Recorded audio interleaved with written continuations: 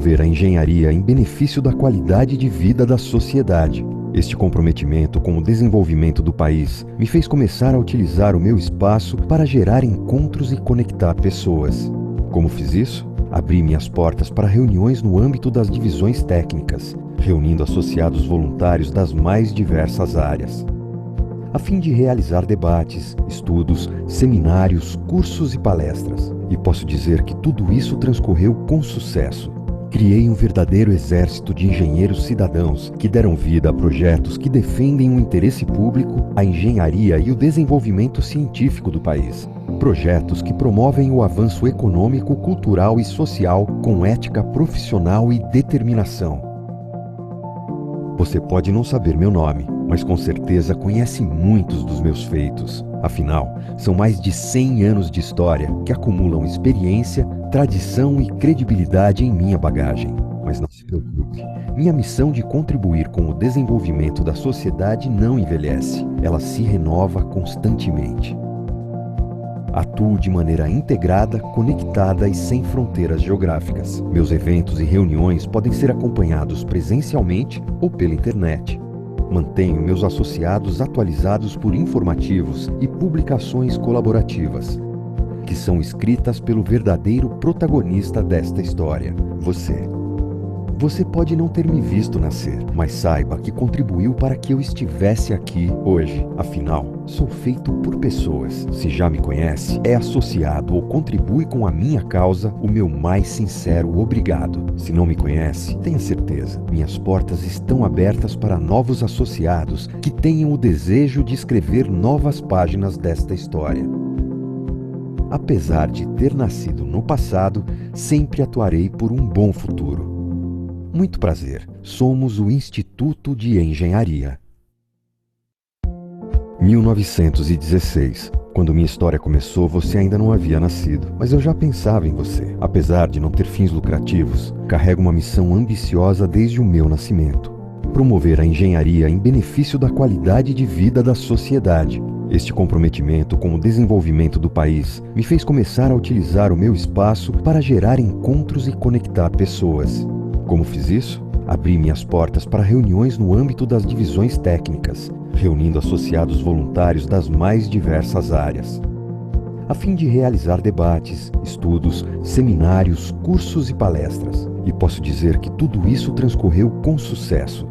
Criei um verdadeiro exército de engenheiros cidadãos que deram vida a projetos que defendem o interesse público, a engenharia e o desenvolvimento científico do país. Projetos que promovem o avanço econômico, cultural e social com ética profissional e determinação.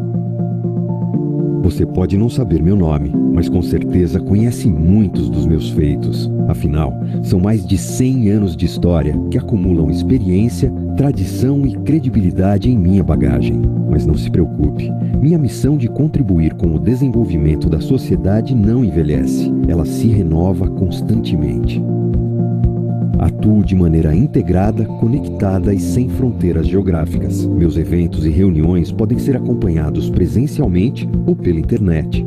Mantenho meus associados atualizados por informativos e publicações colaborativas, que são escritas pelo verdadeiro protagonista desta história, você. Você pode não ter me visto nascer, mas saiba que contribuiu para que eu estivesse aqui hoje. Afinal, sou feito por pessoas. Se já me conhece, é associado ou contribui com a minha causa, o meu mais sincero obrigado. Se não me conhece, tenha certeza, minhas portas estão abertas para novos associados que tenham o desejo de escrever novas páginas desta história. Apesar de ter nascido no passado, sempre atuarei por um bom futuro. Muito prazer, somos o Instituto de Engenharia.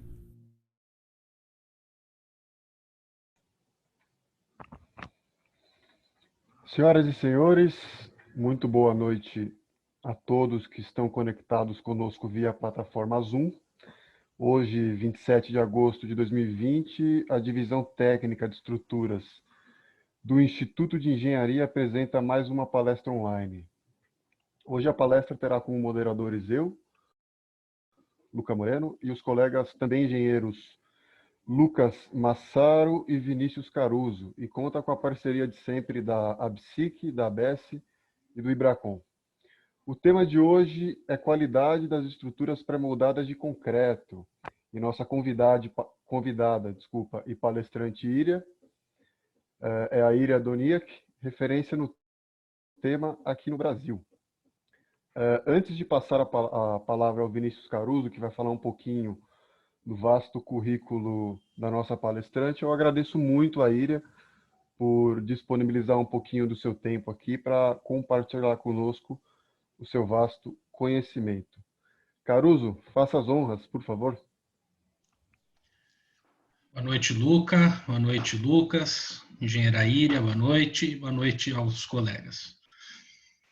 Antes de mais nada, eu quero ressaltar a alegria de conduzir esse painel ao lado dos colegas, na divisão que faz parte de uma casa que é parte da história de São Paulo e do Brasil, parte da engenharia nacional, e essa divisão especialmente, que existe há 60 anos, foi fundada no ano da inauguração de Brasília, 1960, por colegas, entre os quais o engenheiro Roberto Zúculo.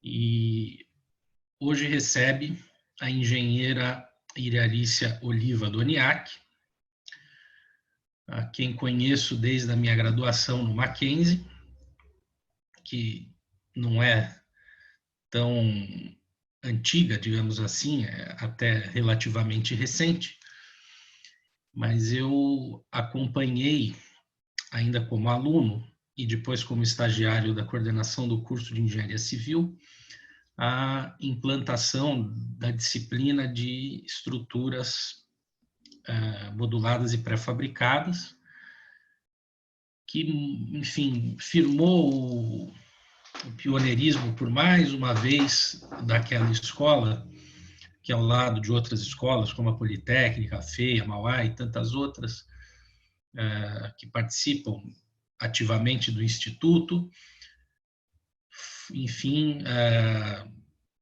produzem na engenharia nacional. A gente sabe que as escolhas decorrem de convicções culturais, e a escolha do sistema estrutural que um projetista adota tem bastante esse viés.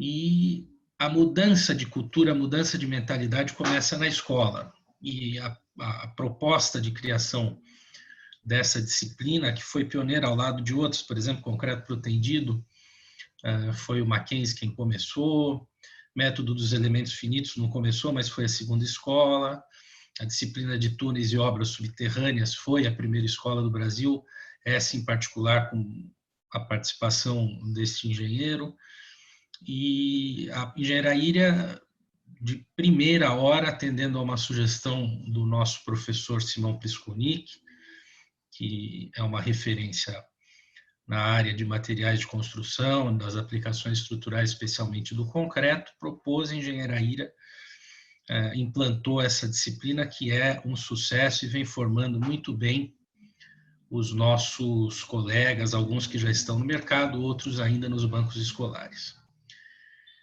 E a engenheira Iriarícia Oliva Doniak é graduada pela Pontifícia Universidade Católica, PUC do Paraná, em 1988. Atua no setor de concreto desde 1986, quando ainda estudante iniciou suas atividades em laboratório de controle tecnológico. Dedicou-se ao concreto usinado e à indústria de materiais, Votorantim Cimentos. Posteriormente, tornou-se consultora na indústria do concreto pré-moldado em controle de qualidade e pesquisa de desenvolvimento. Paralelamente, foi auditora ISO 9000 e PBQP-H pelo BVQI, Bureau Veritas Quality International, tendo auditado construtoras e obras em ambos os programas por todo o Brasil, de 1999 a 2007. Em 2008, iniciou sua dedicação integral no âmbito institucional. Atualmente é presidente executiva da ABSIC, Associação Brasileira da Construção Industrializada de Concreto, desde 2008. Assessora da presidência do Ibracon, outra casa da qual nós somos sócios e participantes ativos, Instituto Brasileiro do Concreto, na gestão 2020-2021. Membro individual e coletivo do Conselho de Diretor do IBRACON, membro do Comitê Editorial da revista Concreto e Construções desde 2009. Ainda no IBRACON, foi diretora de cursos de 2012 a 2015, diretora de marketing 2016 a 2017 e diretora de publicações 2018 a 2019. Diretora do DECONSIC da Fiesp, Federação das Indústrias do Estado de São Paulo, desde 2011. Representando a ABSIC junto à FIB, Federação Representante da ABSIC junto ao Conselho do IBRACON. Membro da ASHI, Associação Científico-Técnica del Hormigón Estrutural, Espanha. Membro da Associação Brasileira de Normas Técnicas, diversas comissões, no âmbito do CB2 e CB18, e tem como publicações o capítulo 43 do livro Concreto, Ciência e Tecnologia do IBRACON, em 2011, e o capítulo 2 do livro Estruturas Pré-moldadas no Mundo, Aplicações e Comportamento Estrutural, da FIB, ANIPB e ABSIC. Bem, pela extensão do currículo que os colegas repararam, evidentemente nós seremos brindados por uma excelente palestra e só me resta agora conceder a palavra à engenheira Íria, a quem nos interessa realmente ouvir.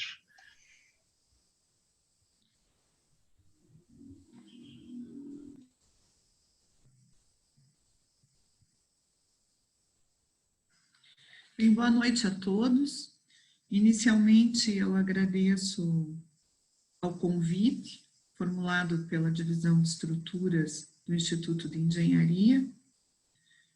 É uma honra e uma oportunidade, né, estarmos tendo a oportunidade, como setor, de apresentar em especial o desenvolvimento da qualidade das estruturas pré-moldadas de concreto, contando ainda com o apoio institucional do IBRACON e da ABS, entidades das quais também somos parceiros. Quero agradecer ao Vinícius pela introdução, ele me colocou uma responsabilidade maior ainda, né? Mas foi muito bom lembrar da implantação da cadeira optativa no Mackenzie, né?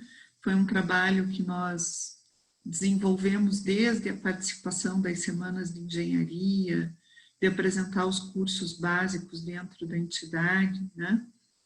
Enfim, e tanta militância que nós temos procurado levar Brasil afora, no sentido de promover a nível nacional, e aqui eu lembro também os precursores, né?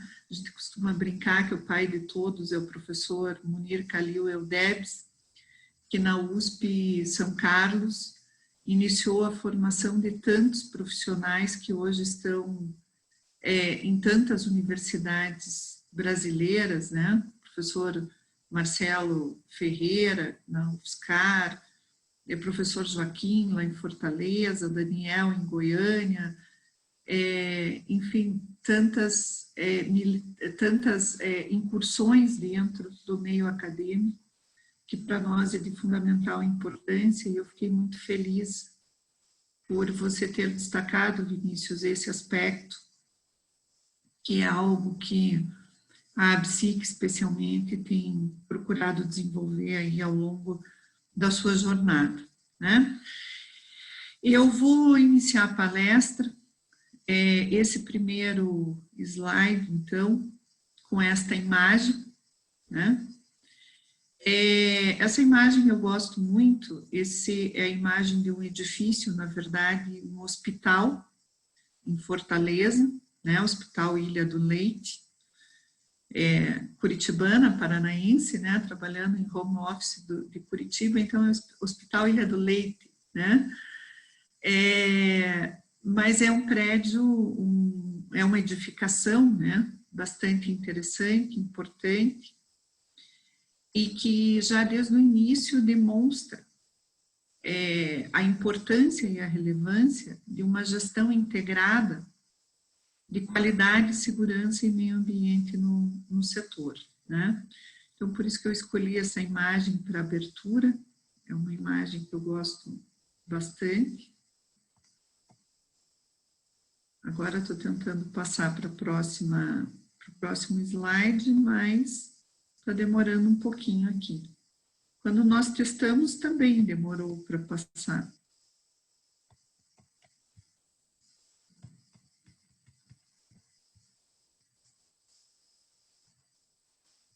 Nós testamos 2 vezes, as 2 vezes demorou e agora está demorando mais do que no teste.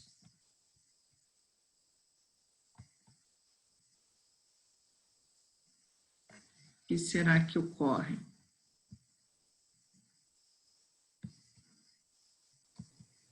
Iria, talvez se você fechar a apresentação e voltar. É o que eu vou fazer. Vamos colocar. Acho que ela ficou muito tempo aberta, né?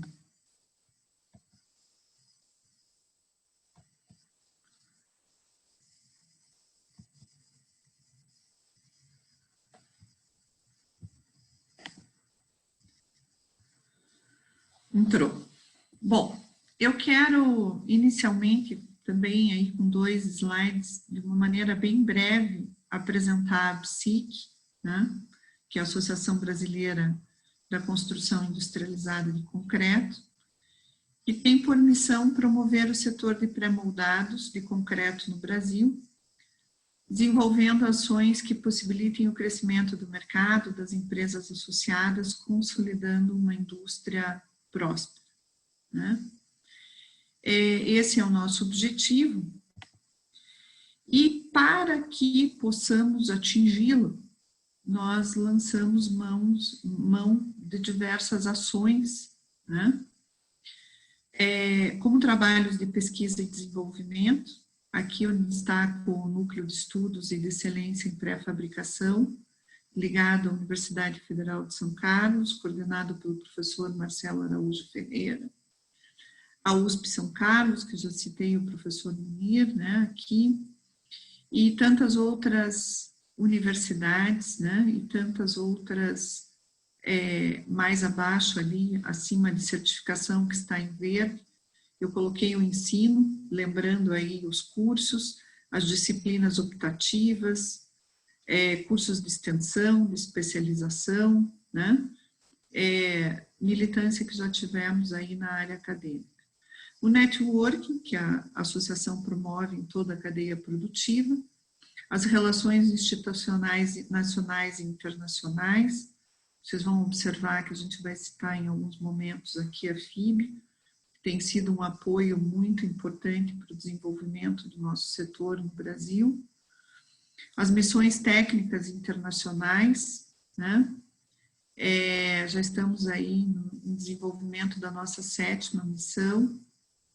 Eventos, seminários nacionais, internacionais, regionais, alguns realizados aí no Instituto de Engenharia, né? Apoio institucional a diversos eventos, aí foi citado que a semana que vem teremos o congresso do IBRACON, né? Que é importante lembrar aqui também. Certificação, eu destaquei em verde porque estamos falando de uma palestra de qualidade das estruturas pré-fabricadas de concreto e uma das primeiras ações da entidade, até porque entendemos que sem padronização não é possível o desenvolvimento sustentável do setor. Então, a primeira ação da ABSIC foi trabalhar no desenvolvimento do selo de excelência ABSIC. Mais à frente eu vou destacar um pouco essa ação em função do tema da palestra. E publicações, né? Os anuários setoriais, a revista Industrializar em Concreto, enfim, tudo isso está disponível no nosso site, né? O nosso site está aí em todas as telas. Depois nós vamos disponibilizar também a palestra, né? A parte que o Instituto de Engenharia mantém as palestras gravadas para acesso depois, mas também o arquivo PowerPoint nós já acertamos que vamos disponibilizar, né? Após falar da associação, eu quero contextualizar um pouquinho as obras que o setor esteve presente. nos últimos anos, dando alguns exemplos, né, dessas obras.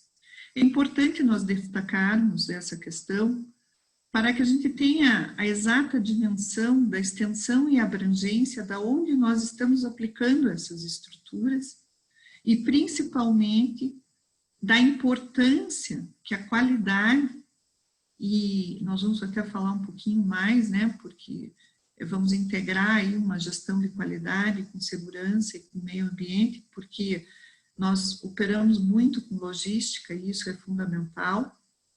Então, eu vou passar rapidamente esses slides de aplicações para que nós tenhamos, assim, uma equalização de que todos que estão nos assistindo, aproveito aqui para agradecer a todos, né, que se conectaram aqui para nos ouvir nessa noite, que possam entender o quanto o protagonismo das estruturas pré-fabricadas tem sido importante no desenvolvimento do país e o rigor com o qual a gente tem, como setor e como representante setorial, destacado em relação especificamente à qualidade. Então, aqui eu trouxe alguns exemplos de aplicações recentes de infraestrutura, né? Aeroportos, nós sabemos que todos eles foram ampliados com as estruturas pré-fabricadas, né? Eu depois vou explicar um pouquinho de terminologia, pré-fabricado, pré-moldado, tudo isso que é importante também.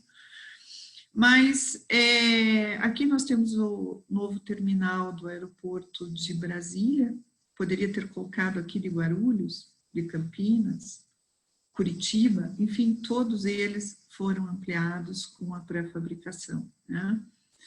Temos uma obra singular aqui também, que é a estação Osório do metrô do Rio de Janeiro. Em São Paulo, nós temos inúmeras estações utilizando pré-fabricação também, ou que já utilizaram, Rio de Janeiro também.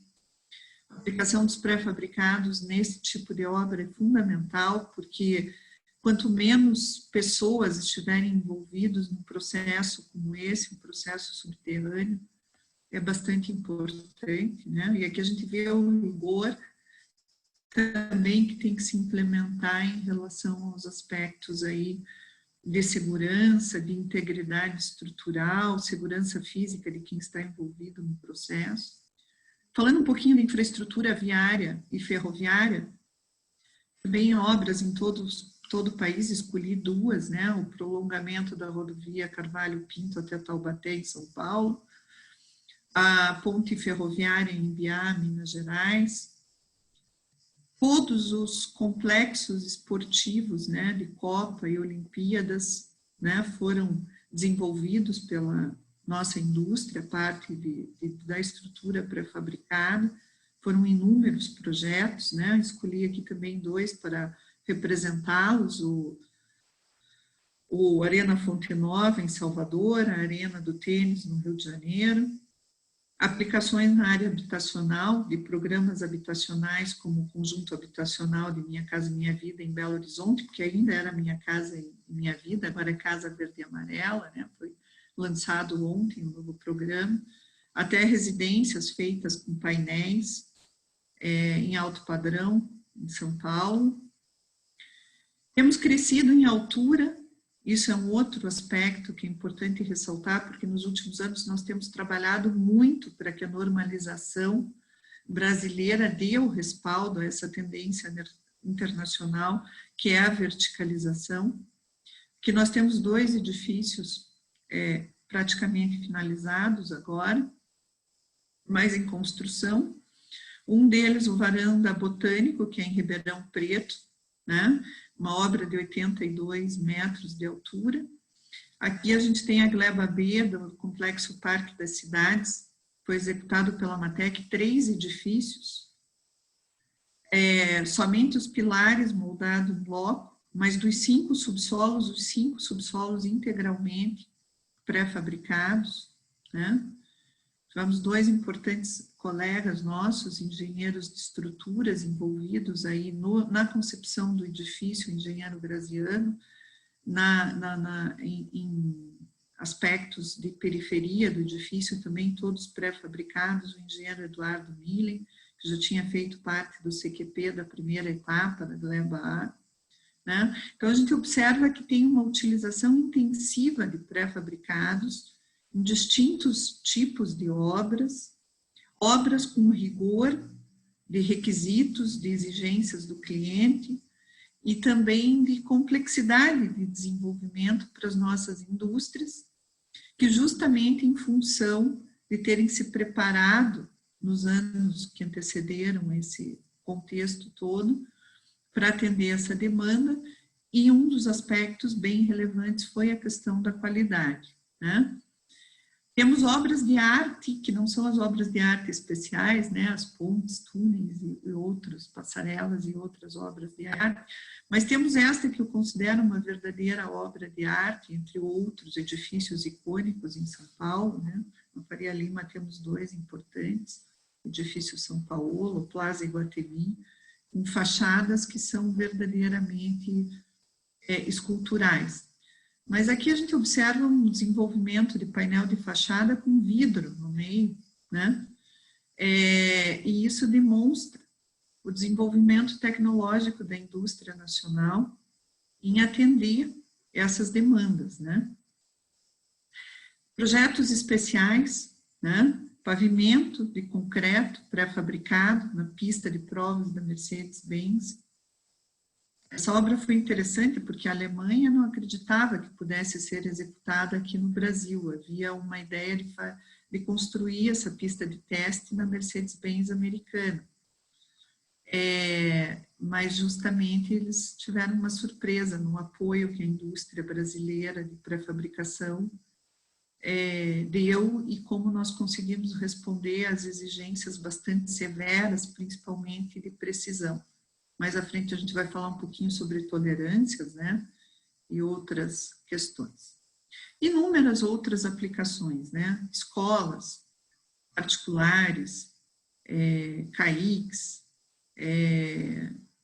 Fábrica de Escolas do Rio de Janeiro, Programa de Desenvolvimento Escolar da FDE em São Paulo, inúmeras escolas em estrutura pré-fabricada, energia eólica, edifícios garagem, universidades, shopping centers, centros de distribuição e logística, enfim.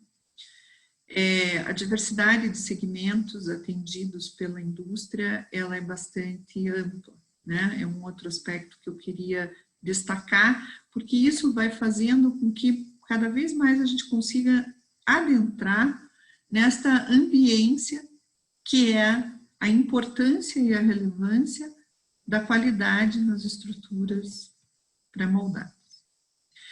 Agora eu quero explanar um pouquinho alguns conceitos. O primeiro deles é estrutura pré-moldada e estrutura pré-fabricada, né?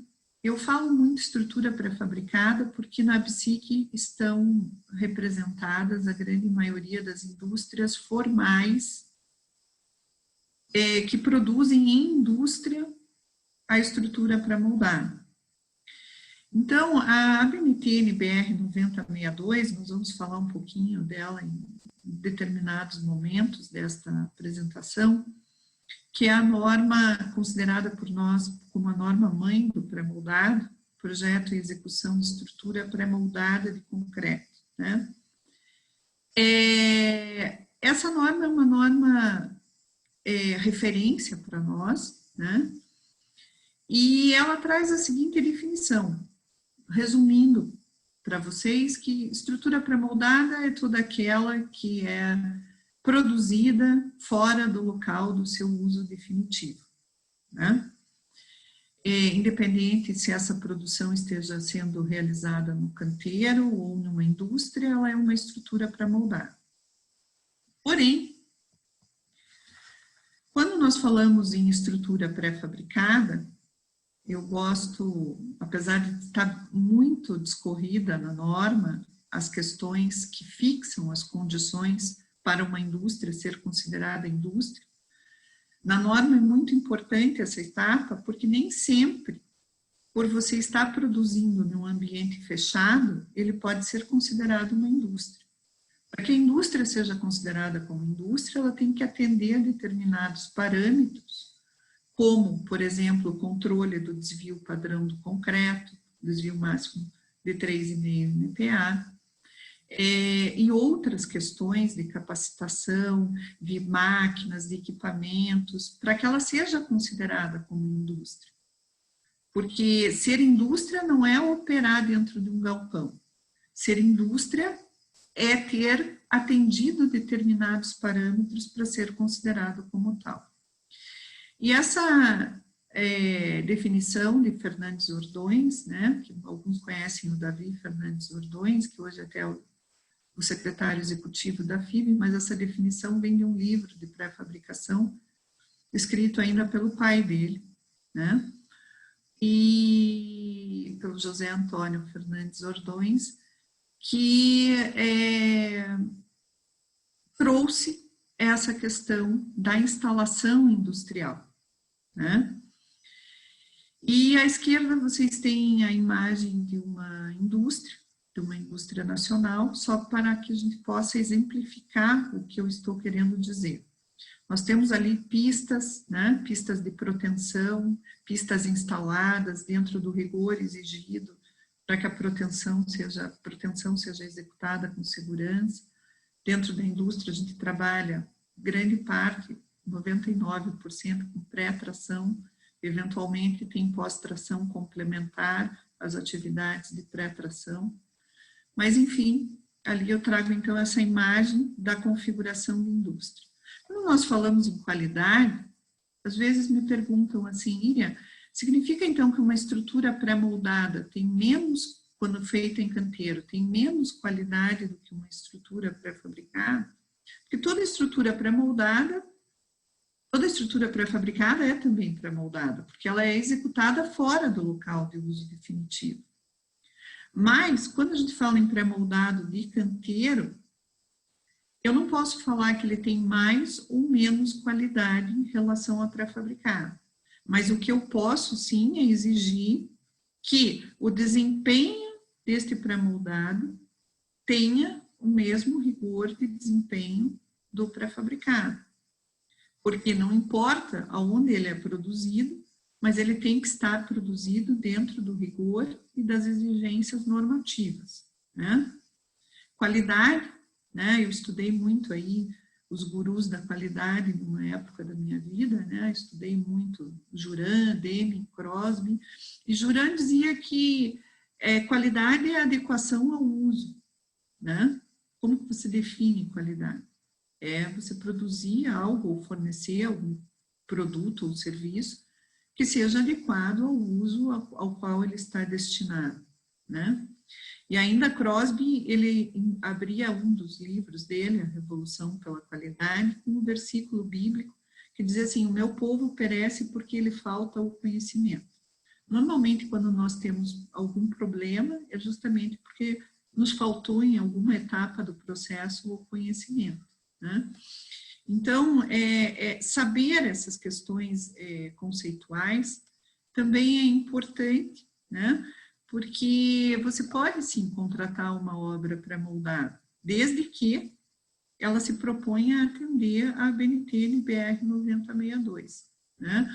A nossa preocupação com isso é que, principalmente quando a gente vivenciou aí esse tempo de muita demanda no país por obras, né, por estádios, aeroportos e tudo, às vezes algumas construtoras entendiam que deviam usar o sistema construtivo em pré-moldado, mas não tinham a expertise da indústria.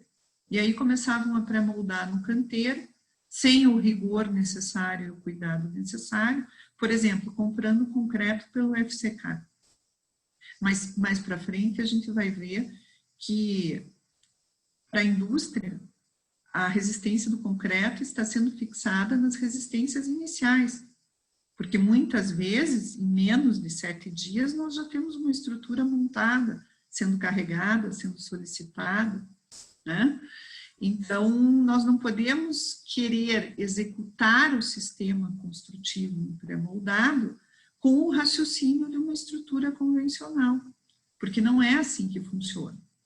E isso nos preocupa muito, porque muitas vezes a execução de um pré-moldado de canteiro, sem atender ao rigor necessário, ele deixa um rastro de problemas, que quem vê a estrutura montada depois olha e diz assim, não vai se preocupar em saber se aquilo foi feito na indústria, se foi o rigor de qualidade aplicado ou não foi necessário.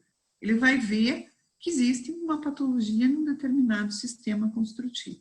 Então, cada vez mais nós nos preocupamos em fornecer para todo o mercado, não só para as nossas associadas, mas quando a gente investe em um desenvolvimento de norma, quando nós procuramos a ABNT, quando nós vamos participar dos comitês internacionais, FIB e tudo mais, o nosso objetivo é que o mercado tenha padrões, eu falei no início, né, lá da apresentação, que a base do desenvolvimento sustentável no setor é a padronização.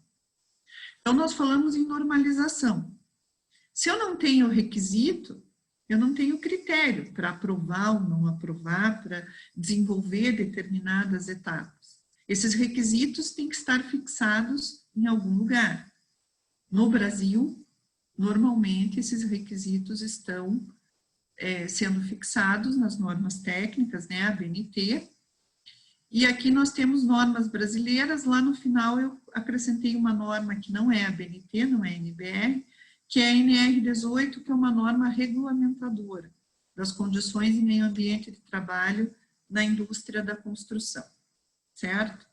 Bom, então, nós temos ali a 9062, que é a norma que eu já citei, temos a 6118, que é a norma mãe, daí não do pré-moldado, das estruturas de concreto em geral, que trabalha em conjunto com a 9062, a 12655, que só referencia a 9062, porque a 12655 isoladamente não atende os requisitos e as exigências das estruturas pré-fabricadas, né? O controle tecnológico do concreto, a parte 3, qualificação de pessoal, é de estrutura pré-fabricada, né? A 14861, a 16258 e a 16475, que são 3 normas específicas de produtos. A gente considera que tem 3 produtos que têm muitas particularidades, especialmente na produção, como é o caso da laje alveolar. Depois nós temos estacas pré-fabricadas e painéis, diversidade de tipologias que precisam ser, e de tecnologias de fabricação também. Por isso criamos normas específicas de produto para que a gente não, vamos dizer assim, deixasse muito extensa a 9062, que já é uma norma considerável. Bem, isso para contextualizar onde estão os requisitos da qualidade que nós vamos buscar e que eu quero discorrer aqui um pouquinho para vocês, tá? Aspectos relevantes da ABNT NBR 9062. A classificação dos elementos, que nós já falamos, estabilidade global de estruturas pré-moldadas, estabilidade global envolvendo aspectos da montagem fundamentais, né? Porque nós não temos que manter a estrutura estável só depois dela pronta, né? Nós temos que trabalhar com a estabilidade durante a etapa de montagem. Tolerâncias de execução, projeto acompanhado por verificação experimental. Esse é um aspecto importante para pesquisa e desenvolvimento, porque muitas vezes a indústria está meio à frente do tempo em relação a desenvolvimento tecnológico, e não é possível ficar esperando outras normas serem desenvolvidas para aplicar determinadas tecnologias. Então, se houver uma verificação experimental do projeto com algumas inovações, essa norma está preparada para dizer o que tem que ser tratado para que seja adequado.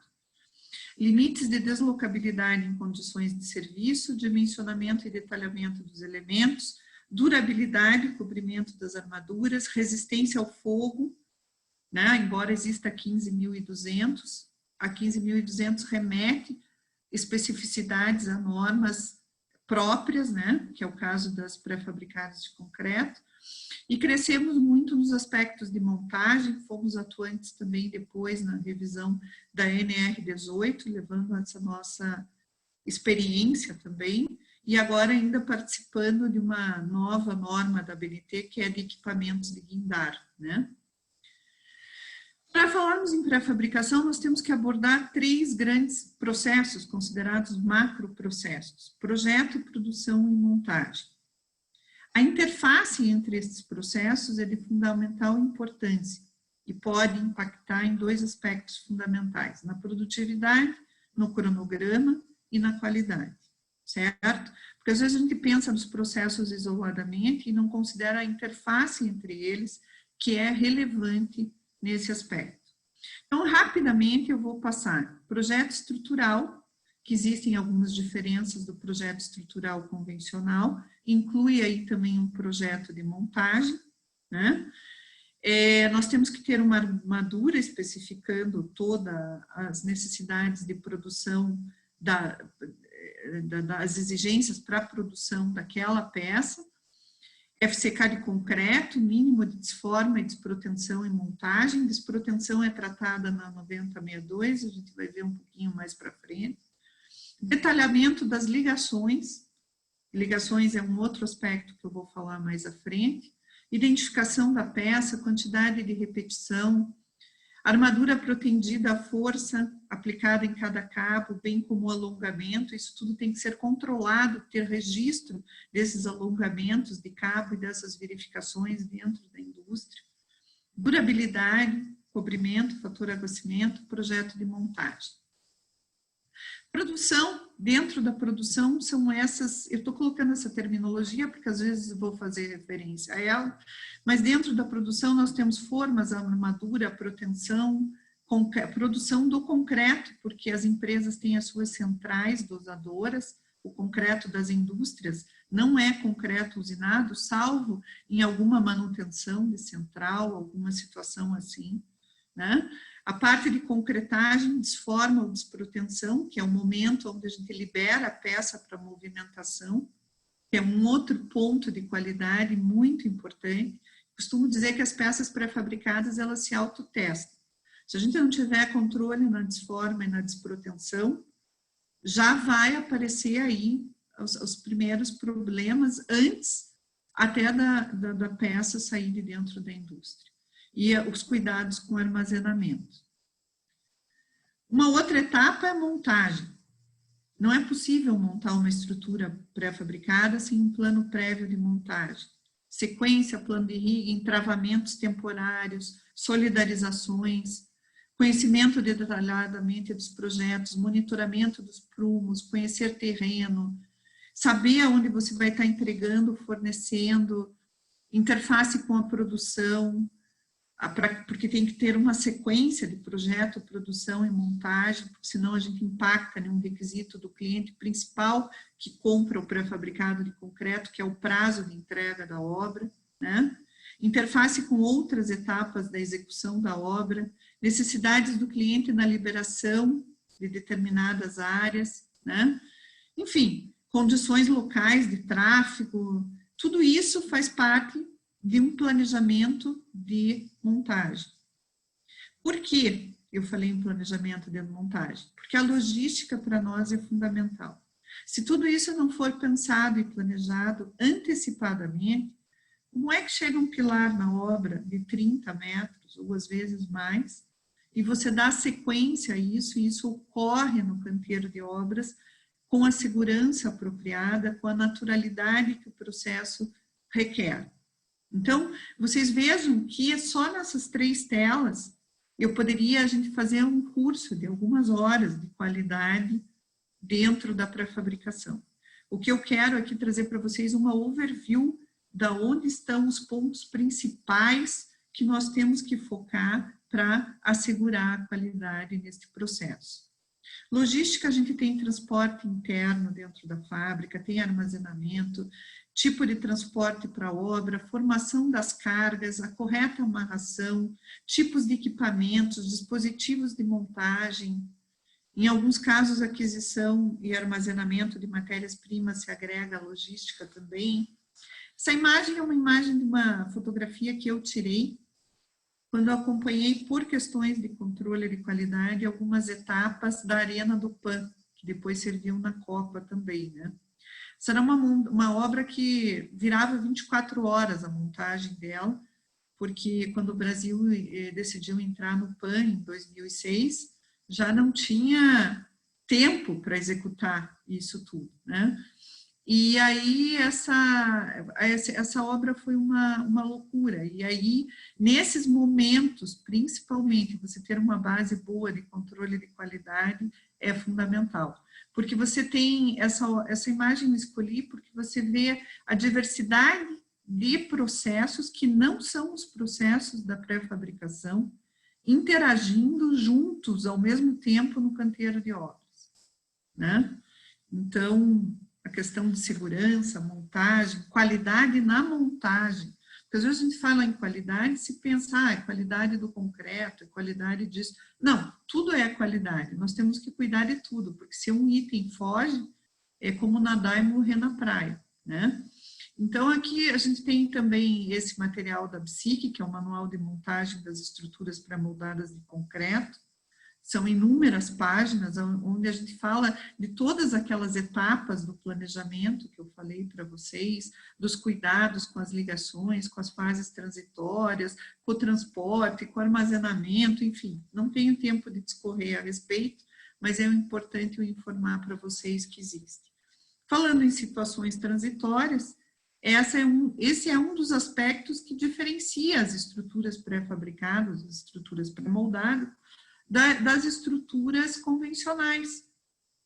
Porque eu tenho, sim, que pensar nos materiais, eu tenho que pensar no projeto, eu tenho que pensar em todos os aspectos, levando em consideração estas solicitações que vão existir sobre os elementos estruturais, ou sobre os painéis de fachada, ou os elementos de fundação, né?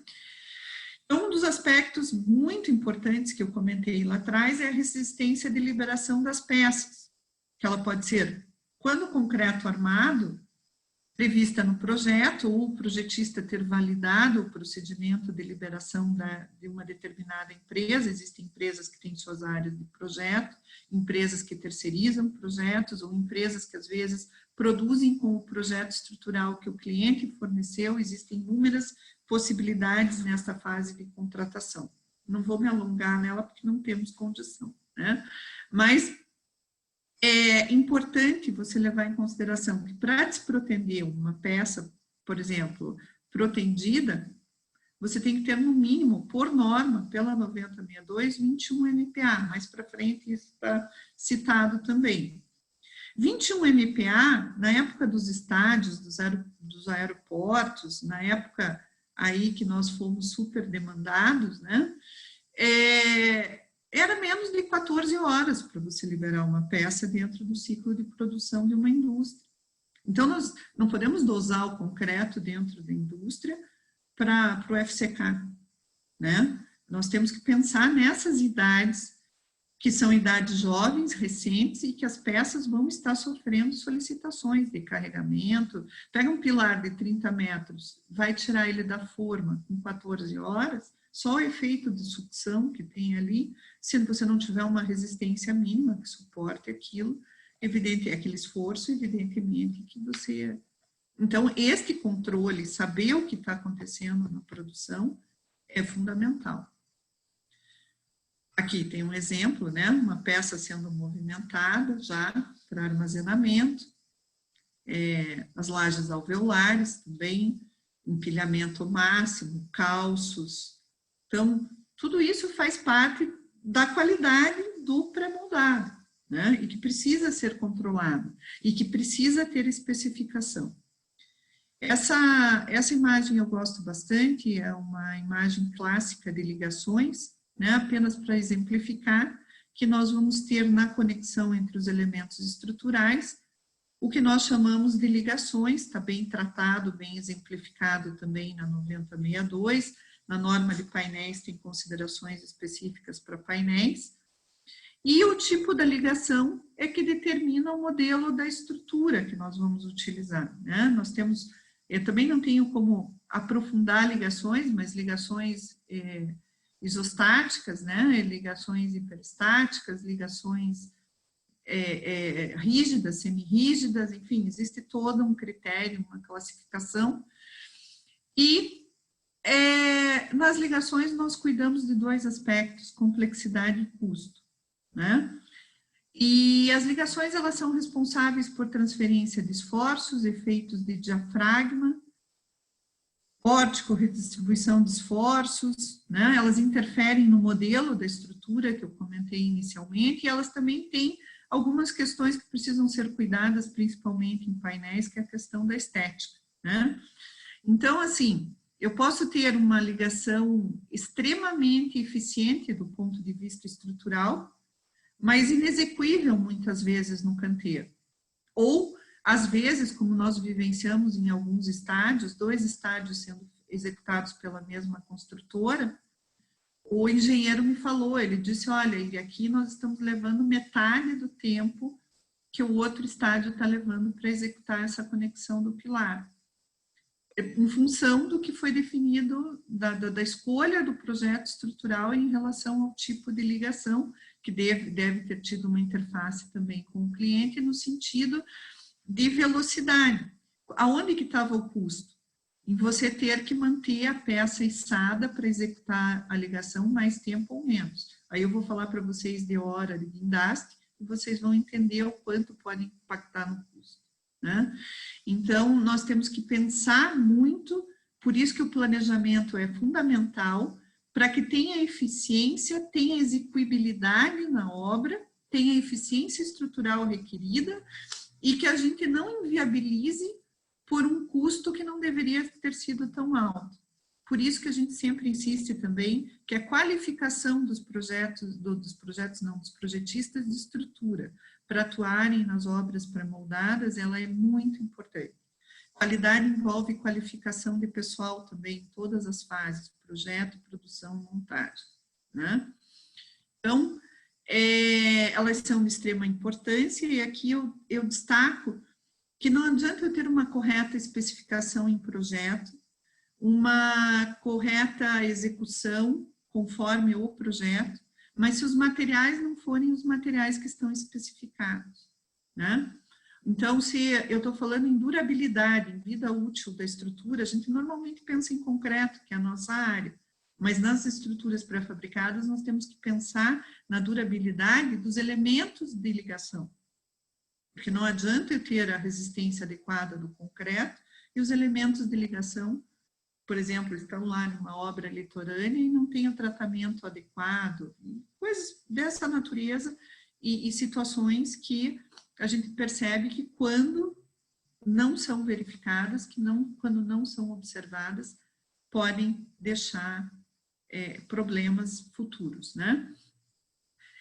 Bem rapidamente, retirei da 9062 também algumas definições, que é outro aspecto importante quando a gente fala em execução de pré-moldado, e que nós cuidamos muito da indústria, que é a questão das tolerâncias.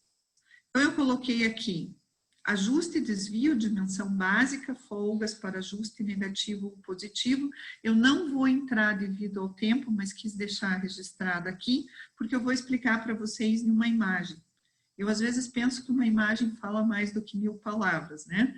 Então, eu não vou entrar na definição da norma, mas deixei aqui direitinho para vocês depois verificarem as definições, verificarem como isso ocorre, como isso está definido, né?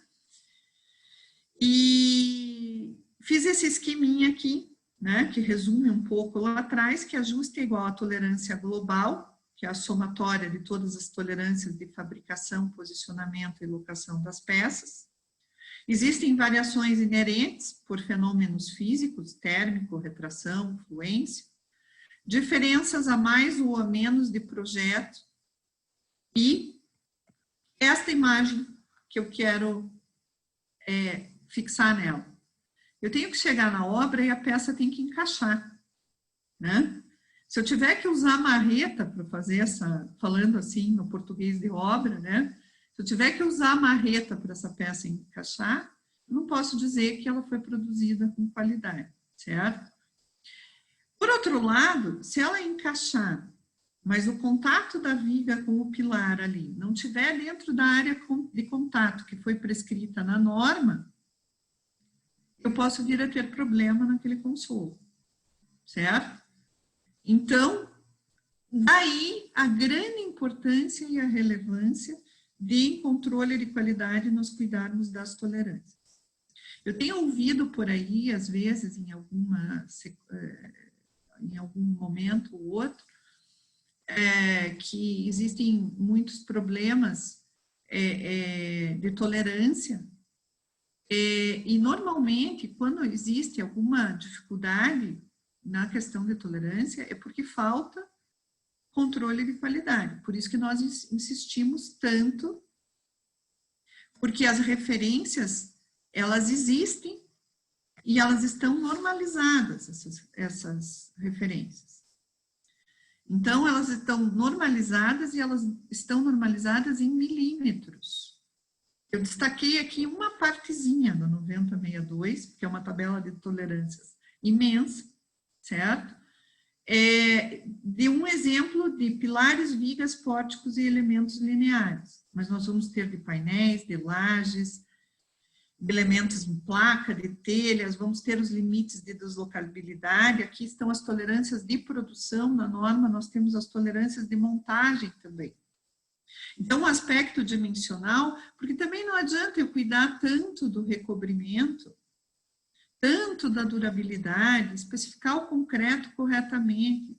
Bom, aí eu produzo a peça na forma, eu retiro o espaçamento que eu tinha de afastamento, de recobrimento, sabe? Então, ou nós cuidamos de tudo, ou nós não... Porque não adianta eu, às vezes, imprimir tanto esforço em um ponto específico e outros não serem tratados adequadamente. Então, esses aspectos são muito importantes. E a indústria nacional tem produzido obras com 0 de desvio. Obras especiais, em que o cliente chega na indústria e diz, olha, como foi o caso, por exemplo, daquela obra da Mercedes-Benz. E aí, o que nós estamos fazendo? Principalmente nas empresas que já estão operando com BIM, nós integramos o BIM todo nesse processo de qualidade. Mais tarde eu vou mostrar para vocês rapidamente uma imagem, né? A gente está aí com o tempo quase esgotado, eu tenho alguma coisa ainda para mostrar para vocês, isso que eu procurei condensar o máximo possível, né? Mas eu estou descontando um tempo da apresentação, Vinícius, estou descontando o tempo da nossa conversa inicial ali para eu conseguir dar conta aqui. Bom, então, nós fazemos um processo de escaneamento das formas, porque não adianta eu escanear só a peça no final, né? Se eu escanear a peça no final, ainda que eu tenha conferido a forma, se o desvio tem que ser 0, eu tenho que controlar durante o processo e depois com a peça finalizada, para eu assegurar que na obra realmente a gente não tenha nenhum desvio, né? É claro que quando você tem uma obra com requisitos específicos, isso também agrega custo. Eu posso produzir uma obra exatamente dentro da tabela de tolerância, atender certinho a norma e ela tem qualidade. Agora, eu posso ter um requisito específico de algum cliente que aí não é atender a norma, aí é desvio 0. Isso é possível fazer, é possível executar, digitalização, ferramentas da indústria 4.0, enfim, a indústria lança mão de ferramentas que já existem e estão sendo efetivamente utilizadas no nosso setor, né? Bom, tenho aqui duas, eu acho que esqueci de apagar quando mudei de lugar, 2 transparências aqui, quando eu disponibilizar, de ligações entraram ali no meio, é que eu andei mudando de lugar aí algumas coisas e eu acho que aquelas sobraram ali, sem apagar. Quando a gente fala em requisito do cliente, o cliente nem sempre percebe e exige isso quando compra. E isso é uma dificuldade, porque nem todos os requisitos que deveria ser do cliente são perceptíveis ao cliente. Mas ele deveria exigir uma resistência estrutural adequada, uma vida útil elevada, a funcionalidade, um baixo custo de operação e manutenção, um preço acessível, porque se a gente não conseguir viabilizar, não adianta, né? E assegurar o prazo de entrega. Quando a gente fala em qualidade, pensando no concreto especificamente, aqui estão os requisitos mínimos que são controlados dentro da indústria, que é o cobrimento, consumo mínimo de cimento, máximo fator água-cimento, cura, limitação de fissuras, né? E limitação de fissuras e também um outro item aqui que eu queria colocar, mas acho que até tem em outra transparência, que é a questão de flecha e contra-flecha, né? Tipo, por causa do armazenamento, tipo de cimento, né?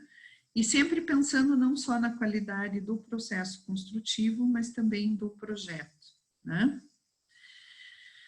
Quando a gente fala em qualidade na indústria, na produção, eu preciso ter identificação e rastreabilidade do produto, controle dimensional, a gente já falou das tolerâncias, controle tecnológico, não só das matérias-primas, não só do concreto, mas dos elementos de ligação. Já falei para vocês da resistência mínima de liberação quando é protendido, quando é armado, precisa ter uma referência junto ao projetista no processo, no projeto ou na validação dos documentos da empresa, as interfaces, né? E principalmente não confundir qualificação de materiais com análise de desempenho durante a produção. Não é porque eu qualifiquei determinadas matérias-primas antes de comprar que isso está válido para todo o período que estiver sendo produzido com aquelas matérias-primas. Elas precisam ser avaliadas o seu desempenho durante o fornecimento, né? Concretos especiais é um tema que está em evidência na indústria, o concreto autoadensável, inclusive a própria norma do concreto autoadensável tem as amostragens que a indústria do pré-fabricado deve fazer, porque a gente não produz por volume de caminhão betoneira, mas sim por pista, quando é proteção, por peças armadas, por questões ali de lotes formados por volume de concreto produzido dentro da indústria. A norma de concreto autoadensável já trata isso, e concretos especiais que já tem empresa desenvolvendo, trabalhando em pesquisa e desenvolvimento com ultra high performance, não produzindo peças, mas já na sua área de pesquisa e desenvolvimento, elaborando alguns trabalhos nesse sentido. Impressão 3D, concreto com fibras, a indústria está relacionada diretamente com a impressão 3D, e o nosso desenvolvimento tecnológico passa diretamente pela tecnologia do concreto, que é fundamental para que a gente consiga melhorar a qualidade de concreto, reduzir tamanho de elementos, né? A gente sabe que com o HPC a gente vai se aproximar mais de perfil metálico, né? Isso para nós não é só uma questão de desenvolvimento tecnológico, mas de competitividade efetivamente. Tem indústrias já ensaiando peças em escala real, é claro que não é uma frequência diária esse tipo de ensaio, mas análises de cisalhamento, por exemplo, em laje alveolar, é uma coisa comum. Não poderia deixar de citar o BIM dentro da indústria. A indústria está relacionada diretamente com o BIM, isso é muito importante. Nós já temos aí indústrias com sistemas integrados de gestão, com os dados da qualidade do elemento, identificação, rastreabilidade da peça, como a gente diz, na palma da mão, né? Então, já existem alguns processos bastante, vamos dizer assim, sofisticados dentro da indústria, nesse sentido. Os critérios avaliados pelo selo de excelência BSIC, que é o programa que nós temos de certificação, é um programa que ocorre em 3 níveis. Todos os critérios podem ser acessados na norma 2 do nosso site, né? Que ele vai desde atendimento a normas básicas, a integração disso com a segurança, com o meio ambiente e com o sistema de gestão. No nosso site, as empresas que estão sendo auditadas pelo Instituto Falcão Bauer e que, portanto, sofrem a auditoria, passam pela auditoria de terceira parte, né? Antigamente, né, eu fui auditora um tempo do BDQI, o pessoal falava, vamos sofrer uma auditoria. Eu disse, não, calma, pessoal, não é sofrer uma auditoria, né? Mas passam pela auditoria. Se uma empresa tem mais do que uma planta de produção, o certificado não serve para todas as plantas têm que ser auditadas e também as obras são avaliadas, né? gerando aí um atestado para cada planta envolvida no processo. Falando rapidamente de próximos passos, o selo de excelência BSIC no nível 3 já é uma referência no boletim 88 da FIB, que é um boletim sobre sustentabilidade das estruturas pré-fabricadas, o estado da arte no mundo, né? Esse mesmo boletim traz um outro tema que nós já estamos começando a dar os primeiros passos no desenvolvimento, que é a análise de ciclo de vida, visando a declaração ambiental de produto, né? Isso para o futuro, assim como a impressão 3D. A gente às vezes escuta falar da impressão que isso vai demorar tanto, né? Mas existem desenvolvimentos nesta área que já batem as nossas portas, né? E estamos participando também da preparação de um boletim, também Estado da Arte, de controle de qualidade em estruturas pré-moldadas de concreto, no âmbito da Comissão 6 da FIB. Antes de encerrar, eu queria comentar com vocês que não só fornecer com qualidade, mas contratar é fundamental. Porque às vezes muitos erros de contratação acontecem, eu sei que tem não só indústrias nos ouvindo, não só projetistas, mas construtoras e clientes, né? E é importante questões básicas de qualidade, que é comparar as questões que sejam compatíveis, né? Mas ao contratar uma estrutura pré-fabricada, procure referências, clientes das empresas, atendimentos, prazos, a integridade dela, CREA, PROCON, Serasa, licença ambiental, certidão negativa. Visite uma obra em execução, observe alguns detalhes que nós mencionamos aqui, acesse o manual de montagem da BSIC, peça para fazer uma visita à fábrica, se houver esta possibilidade, como são feitos os controles de qualidade, projeto e projetistas envolvidos, equalização das propostas, né? Se todas as propostas estão sendo tratadas no mesmo nível, né? Se o contrato prevê o atendimento das normas técnicas aplicáveis, está aqui a relação das normas que têm que ser atendidas. Durabilidade não só do concreto, mas também das ligações. Desejável possuir um certificado em sistemas de gestão de qualidade, o selo da BSIC, ISO, né? Após a contratação, manual de uso e manutenção é entregue, a responsabilidade do contratante, como é feito o termo de aceite da obra, documentação da entrega da obra, manual de uso e manutenção, eu repeti ali. Mas são coisas que são, assim, são aspectos, né, detalhes fundamentais, porque às vezes você, como comprando a obra, você quer exigir todos aqueles requisitos de qualidade, mas no teu contrato você não comprou aquilo efetivamente, ou você acabou fazendo uma opção errada, porque não equalizou as tuas propostas. Então, são aspectos que são bem importantes. Concluindo, a industrialização da construção é essencial para vencer os desafios do país em relação à produtividade, que é na área de moradia. O país tem imensas demandas na área de infraestrutura. Adotar sistemas industrializados é necessário maior planejamento. Não parta para sistema industrializado, para pré-fabricado de concreto ou qualquer outro, sem uma metanoia, sem uma transformação de mente. Você quer muitas vezes ter o benefício que aquilo te traz, mas sem passar pela transformação estrutural necessária para você poder adotar aquele sistema construtivo. E aí você não retira todos os benefícios que ele pode te trazer, ou muitas vezes você pode trazer sequelas que inviabilizam você prosseguir com a industrialização. Um projeto estrutural adequado é fundamental para a viabilidade do sistema em todas as fases do ciclo de vida da obra, incluindo manutenção e o pós-uso. Muitos problemas, às vezes, de infiltração ocorrem por situações que estão mal resolvidas. A qualidade do projeto, que vem da qualificação e do conhecimento do projetista nessa área, são fundamentais, né? A indústria fornecedora de estruturas pré-fabricadas é fornecedora de soluções, não de produtos. Embora seja possível vender uma laje, uma escada, usualmente nós entregamos as obras montadas, né? Tem grande potencial de aplicação no país, né? Interface com outros sistemas construtivos é muito amigável, né? Com estrutura metálica, com estrutura moldada em loco, né? Consagrada no Brasil e no mundo, e a gestão integrada de qualidade, segurança e meio ambiente. Não é possível falar só de qualidade sem falar de segurança. Isso eu queria frisar, por isso que eu falei em logística, por isso que eu falei em montagem. Isso já nasce no projeto, no planejamento, lá no planejamento.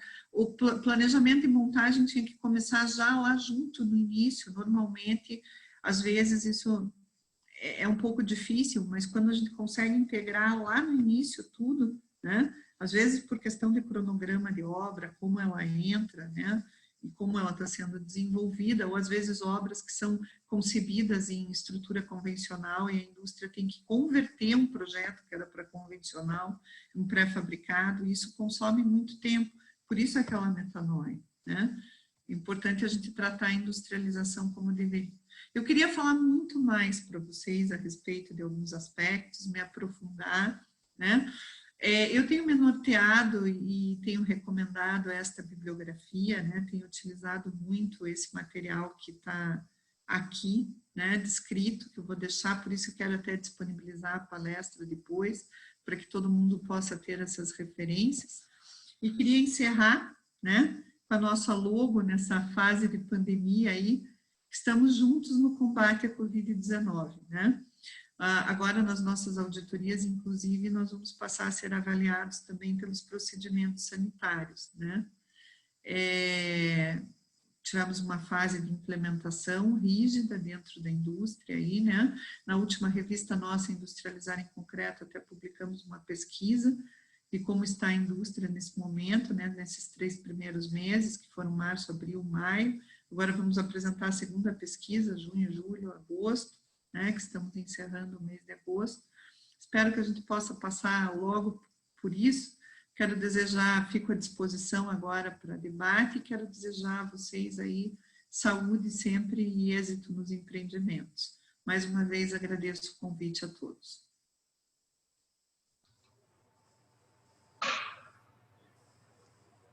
Muito obrigado, Íria, né?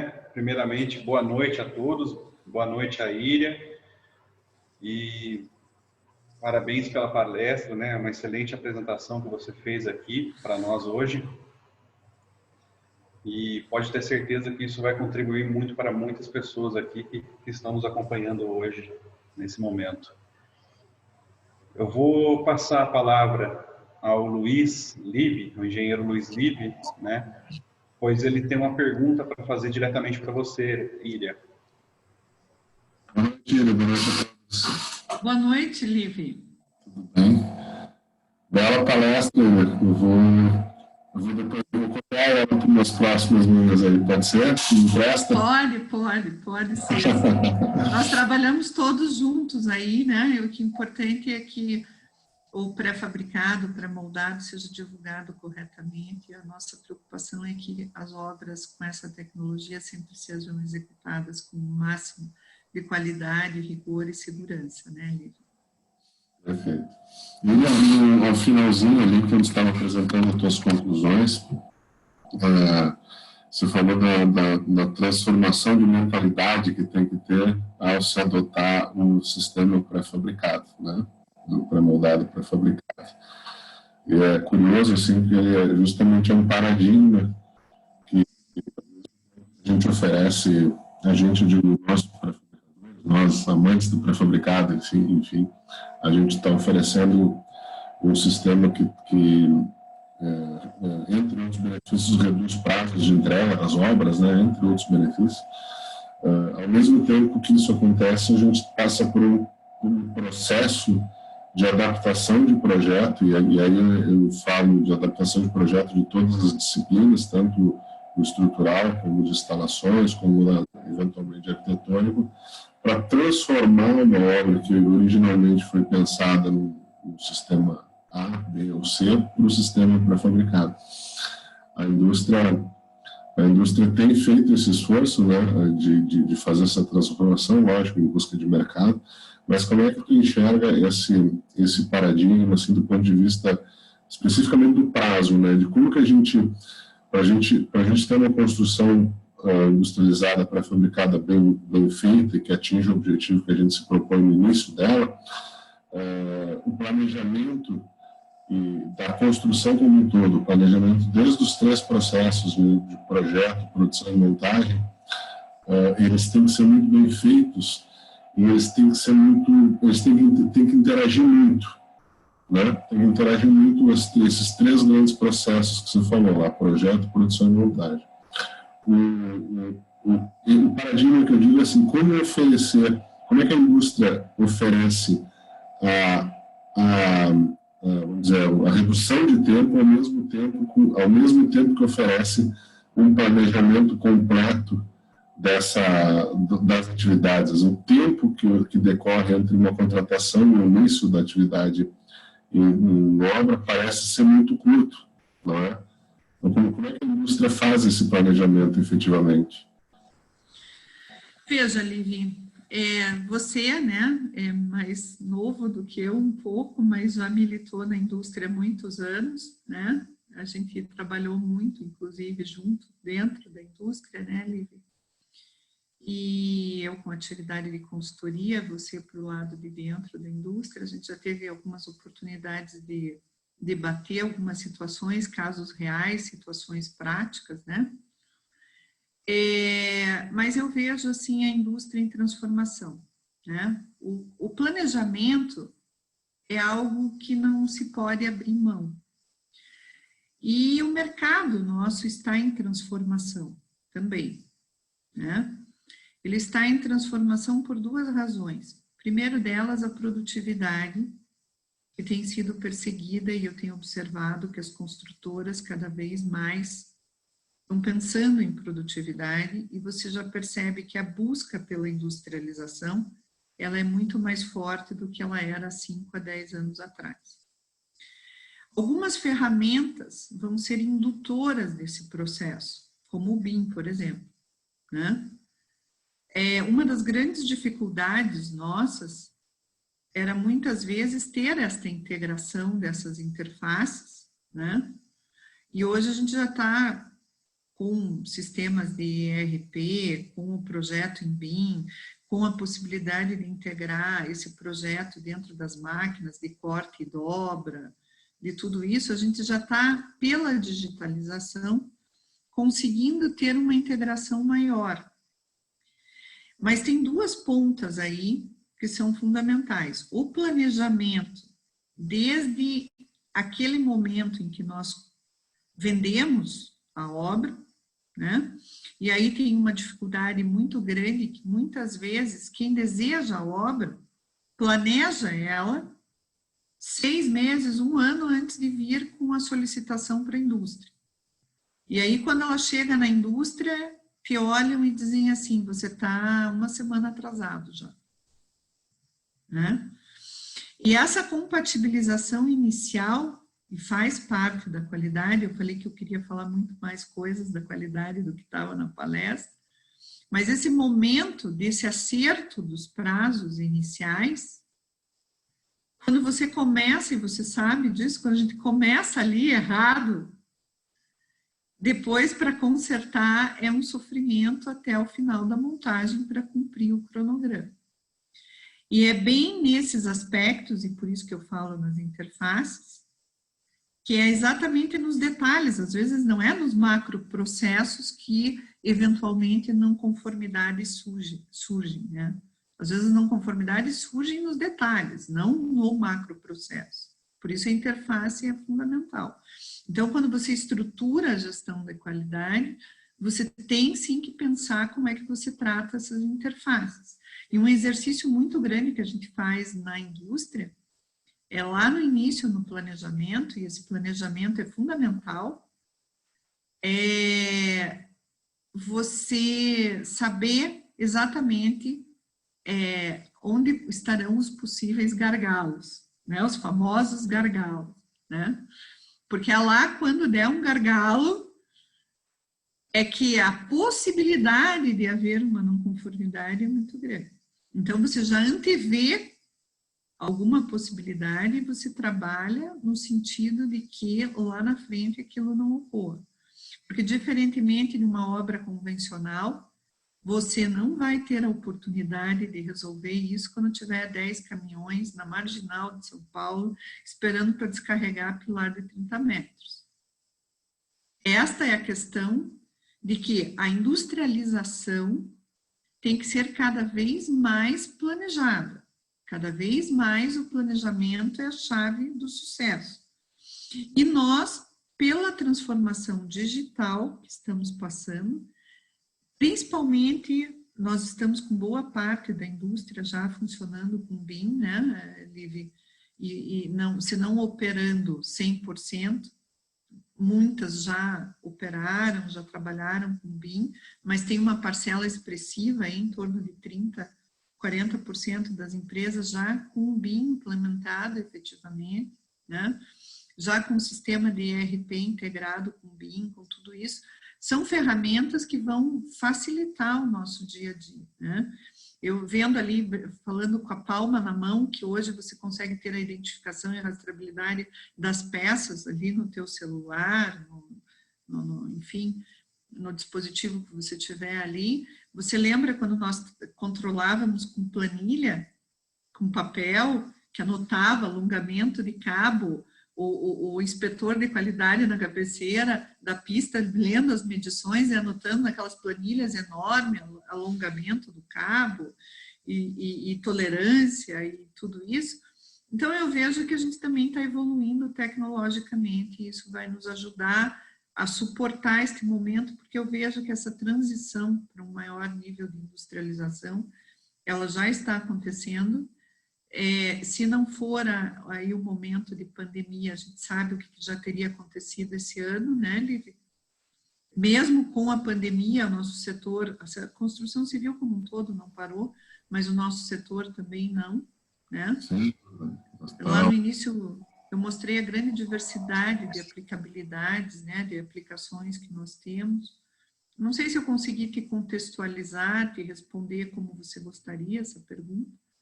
Né? Principalmente para você, né? De que eu não esperava assim, uma pergunta assim tão imediata e de um ponto que para nós é tão importante, tão fundamental. Mas eu agradeço aí, Lívia, a tua intervenção e a possibilidade de ter falado um pouquinho mais aí.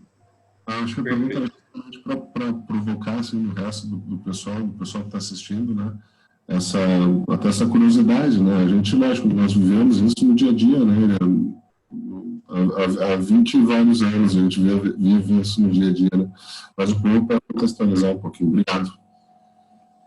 Obrigada a você. Obrigado, Lívia, pela participação. Obrigado, Íria, por responder. Vou passar aqui para mais uma pergunta, né? A participante Carolina Fernandes, ela gostaria de saber sobre o uso da pré-fabricação em construções verticais. Ela queria saber o que? A possibilidade do uso? Bom, Isso. Vou falar um pouquinho de como nós temos militado, né? Vou contar uma história para vocês. Em 2008, nós organizamos uma missão à Bélgica com os pré-fabricadores. Nosso objetivo era conhecer os famosos edifícios altos da Bélgica, estruturas pré-fabricadas de concreto, edifícios integralmente pré-fabricados com 45 pavimentos, 40 pavimentos, né? E tivemos a felicidade de organizar esta missão, eu tendo como um apoio importante o saudoso e amigo, querido, né? Eu me emociono até hoje falando nele, o Arnold Van Acker, né? Que foi aí um grande apoio nosso para o desenvolvimento da normalização, da indústria. Esteve conosco 3 ou 4 vezes aqui no Brasil, no ENES, na BSIC, enfim. Quando a gente visitou aquelas obras, e nós voltamos para o Brasil, nós vimos a nossa norma de laje alveolar, e vimos as lajes alveolares sendo usadas naquelas estruturas, e dissemos, meu Deus, quanto trabalho institucional nós temos. Primeira coisa que nós temos que fazer é bater a porta da BNT, e desenvolver a questão das lajes alveolares.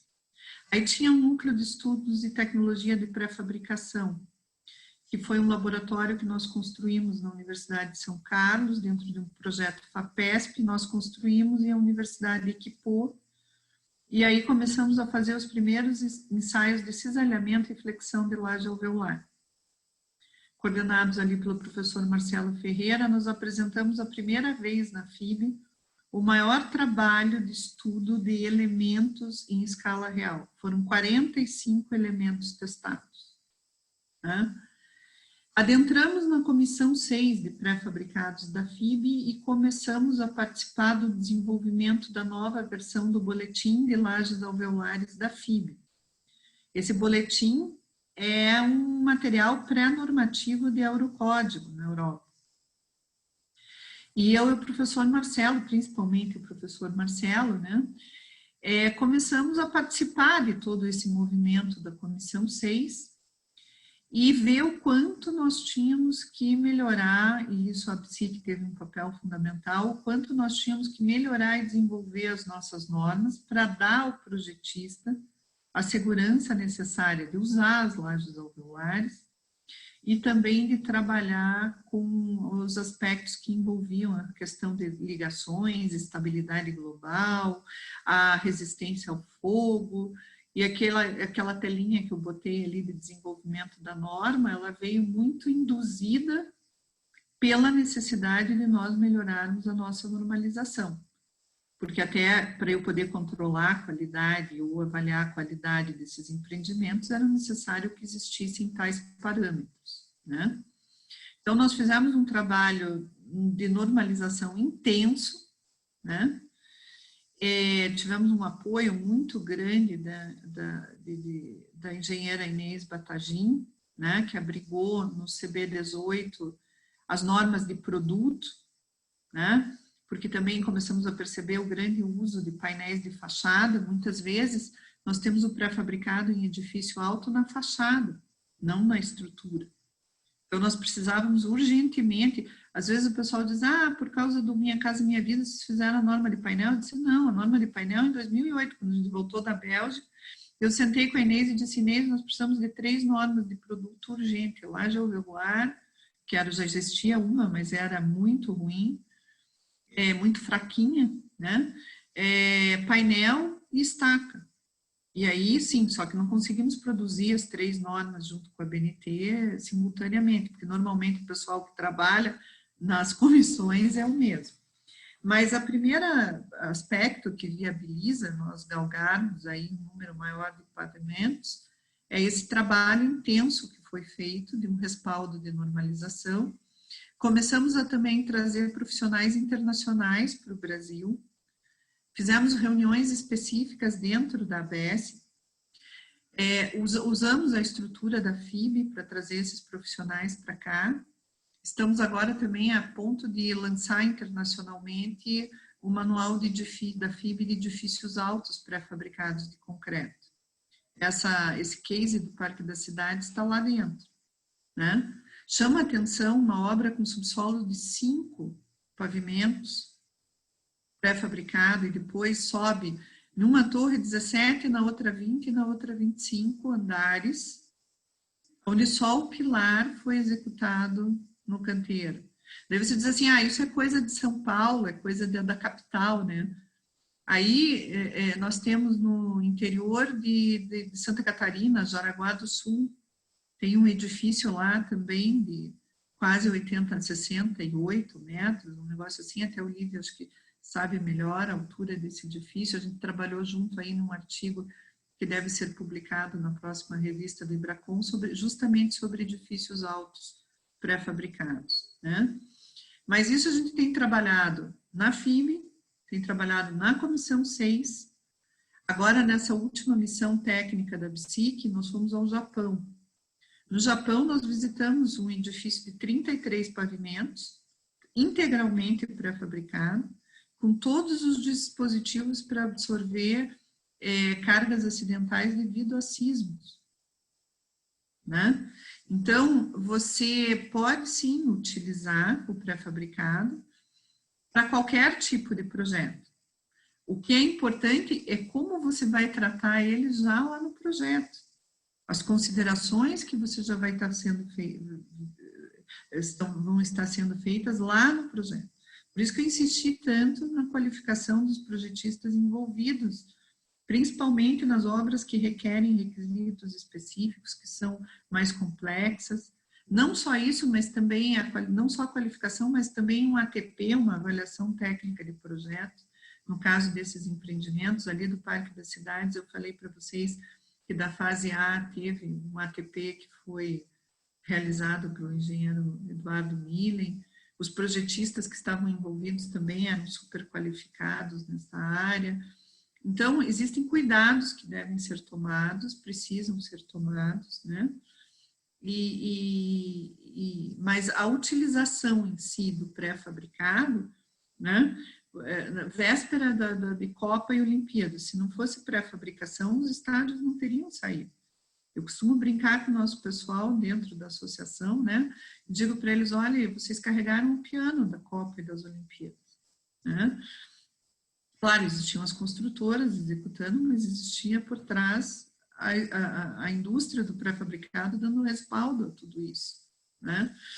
Então, esses aspectos são assim, chamam muito a atenção, e o pessoal dizia, mas estádio pré-fabricado?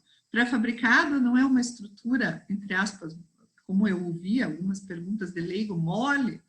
Não, é só você dar o correto tratamento, né, no projeto, você vai trabalhar enrijecendo a estrutura, vai lançar mão das ligações, vai tornar a estrutura hiperestática, isso depende do tratamento que você dá em projeto. Por isso que eu também fiz muita questão de ter ali várias telas com a questão das ligações, né? Ligação, limite de deslocabilidade, tolerância, tudo isso é importantíssimo e fundamental dentro do contexto. Às vezes eu escuto alguém dizer, escuta, Íria, mas por que uma norma separada para pré-fabricado? Pré-fabricado e pré-moldado, tratamento, pré-fabricado e pré-moldado. Pré-moldado, estrutura convencional, tudo é concreto, tudo é a mesma coisa. Por que vocês trabalham tanto nisso? Né? É porque realmente não é a mesma coisa. Existem requisitos, critérios específicos, normas específicas que precisam ser atendidas. E na verticalização isso não é diferente. Eu não sei se quando você falou em verticalização você esperava algo assim mais específico ou essa abrangência, ou até saber se é possível verticalizar, né? Fora do Brasil a gente já tem várias estruturas com mais de 100 metros, né? No Brasil, essa que tem considerando os 5 pavimentos de subsolo, o total dela dá mais de 111 metros de altura, né? Então, a gente está falando aí de alturas significativas. E o pessoal, às vezes, há uns 8, 10 anos atrás, às vezes o jornalista chegava para mim e dizia assim, Íria, para onde que o pré-fabricado vai crescer? Eu respondia para cima, né? Meio contundente a resposta, né? Mas o pré-fabricado vai crescer para cima. Porque cada vez mais nós vamos ter soluções, né? E para nós, a questão da tecnologia do concreto é fundamental, por isso eu falei também no HPC, você trabalhando com peças com mais qualidade de concreto e menos quantidade, com peças mais leves, isso vai melhorar toda a questão da logística, dos equipamentos de montagem, né, que às vezes ainda são entraves, que a gente não consegue, pelo peso das peças, resolver aí muitas questões de conseguir fazer com que esses edifícios sejam pré-fabricados de concreto. Por isso que a tecnologia das ligações e a tecnologia do concreto são fundamentais, preponderantes, para a gente galgar esse desenvolvimento, porque não é toda a obra e não é todo o canteiro, porque você veja, esse Parque das Cidades é um canteiro imenso, né? Só essa gleba B, que é a segunda que eu falei, tem essas 3 torres, mas tem um shopping center. O shopping, os 5 pavimentos também de subsolo são pré-fabricados. Tem torre que já foi desenvolvida em loco, só com a laje alveolar, na fase 1 do empreendimento. Então, o pré-moldado tem sido muito utilizado ali, e você tem muito espaço para montagem. Agora, aquele hospital Ilha do Leite, que estava na minha palestra de abertura, vocês chegaram a perceber, depois quando eu disponibilizar, em que condição aquela estrutura foi montada, o tamanho do terreno, para você montar equipamento, para você movimentar a peça. Então, tem é uma operação, tem um pré-fabricador, que eu trabalhei muito tempo com ele, né, e ele dizia assim para mim, ele dizia, eu às vezes vejo assim, a precisão de tudo isso, meio que eu comparo como que as apresentações do Cirque du Soleil. Se dá errado alguma coisa, né, é uma operação de logística imensa, né, que tem que ser feita e planejada adequadamente. E aí a tecnologia de concreto e a tecnologia das ligações e a qualificação dos projetos, o respaldo das normas, tudo isso foi construído ao longo desses anos pela ABSIC.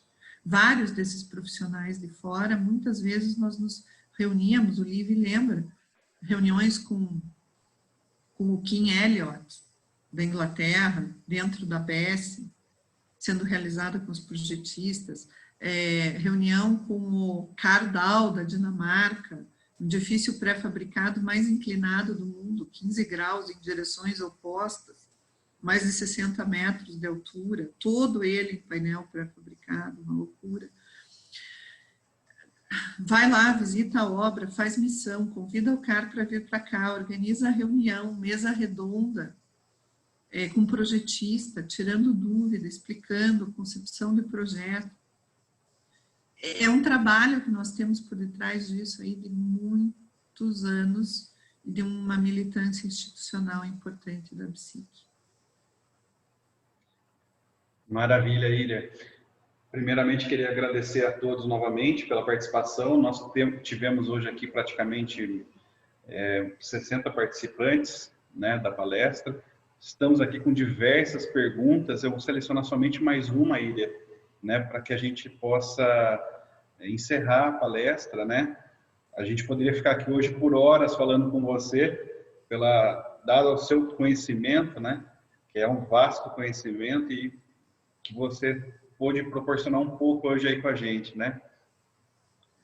Então eu vou selecionar mais uma pergunta aqui, a pergunta do Tiago, né?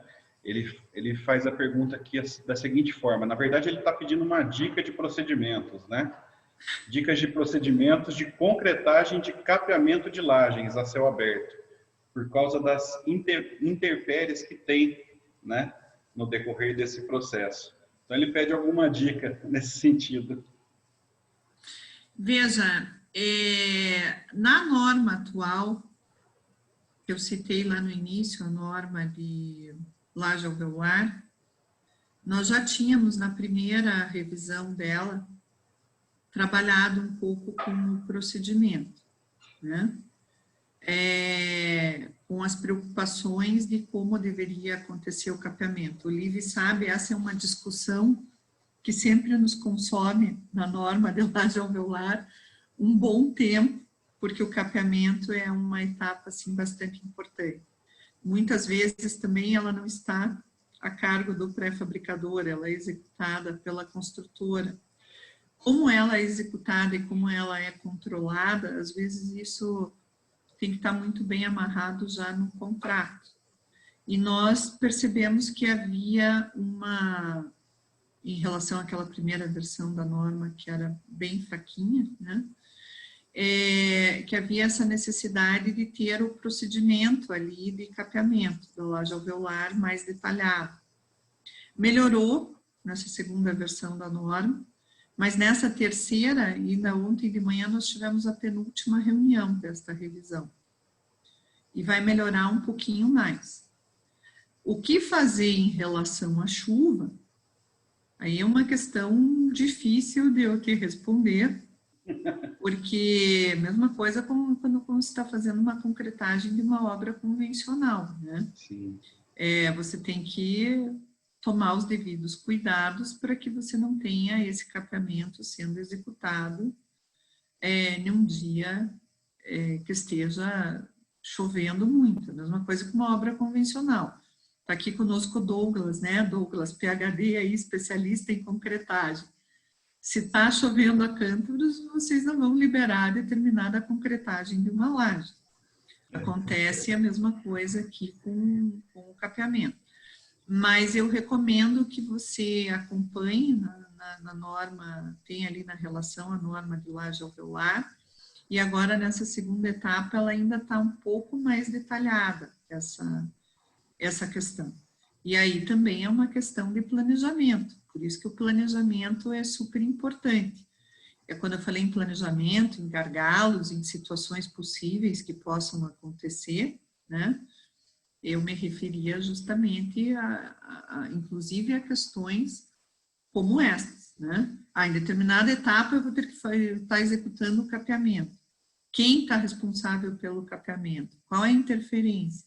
Aí aquela palavrinha mágica que eu coloquei ali, interface. Como que a interface está sendo tratada?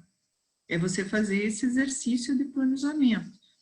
Você disse que era só mais uma pergunta, eu vi aqui alguém me perguntando sobre selantes. Eu falei muito dos elementos de ligação e quero incluir aí também, depois eu ajusto até, e quando mandar o PowerPoint para vocês disponibilizarem, eu já coloco. Esses materiais principalmente para juntas, para tratamento de superfície. O manual de montagem traz uma abordagem interessante sobre esses aspectos. A gente tratou, inclusive, essa etapa no manual de montagem. Porque isso vai acontecer lá no final, né? Então, está lá associado à montagem. Então, eu recomendo que você dê uma olhada no manual de montagem, mas sempre primeiro, igual os materiais componentes do concreto, igual as ligações. Você tem que cuidar da qualificação do produto, da análise de desempenho de produto. Eu volto a insistir que qualificação e análise de desempenho são aspectos distintos no controle de qualidade. Não é porque se qualificou lá no começo que você não tem que avaliar desempenho depois. Isso com aditivo, isso com material de acabamento, isso com elementos de ligação, isso com materiais componentes do concreto, isso permeia a qualidade em todos os pontos, né? Mas você ter uma qualificação adequada, o uso do produto adequado, né? As indústrias que fornecem esses produtos têm uma assistência técnica, algumas bem estruturadas, né? Que vocês podem dispor disso, e sempre atender à disposição que está nas instruções de uso do fabricante, né? Porque às vezes a gente vê, mas tal produto não tem o desempenho requerido. Você vai lá na obra ver, você olha no manual do fabricante como o produto deve ser aplicado, o pot life, as informações que tem, a vida, o tempo que você pode depois da mistura utilizar, quando envolve você misturar componente, enfim. Você vai lá e olha e vê que a execução, aí entra um outro aspecto da qualidade que é fundamental. Qualificação do pessoal envolvido, né? Quem vai estar executando esse processo? É uma pessoa que foi treinada, que é especializada nesse assunto, que é isso que é a atividade dela dentro da indústria, e que ela está treinada para isso, ou é uma pessoa que falta qualificação, falta treinamento. Então, é aquele eixo da qualidade, né? É uma cadeira, você tem 4 pernas, se você cortar uma delas, vai cair, você não vai ficar sentado.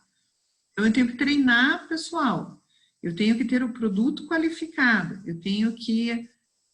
O método está especificado, eu tenho que ter lá a metodologia que eu vou aplicar, tem que ter o tempo de aplicação, são 4 pontos. É a cadeira que está em pé, se eu cortar uma perna da cadeira. Então, é assim com todos os materiais, com todos os aspectos. Tem que ter metodologia, eu tenho que ter prazo, eu tenho que ter qualificação de pessoal e tem que ter qualificação de material, de produto. Se eu cortar uma perna, eu estou bamba. E não tem, aquele outro exemplo que eu dei ali, vamos nadar e morrer na praia, não dá. Então, ou você cuida, por isso que eu fiquei na dúvida, ou eu me aprofundo na qualidade de um ponto específico na palestra, ou eu vou trazer uma overview de tudo que sirva para projetista, que sirva para contratante, que sirva para quem trabalha dentro da indústria, ter uma ideia e saber onde procurar essas informações. Porque muitas vezes o desconhecimento, né, que é um dos aspectos da qualidade, muitas vezes as coisas não dão certo pelo desconhecimento, mas as informações estão disponíveis, né? Então, esse aspecto é bem importante. Perfeito, Ilha.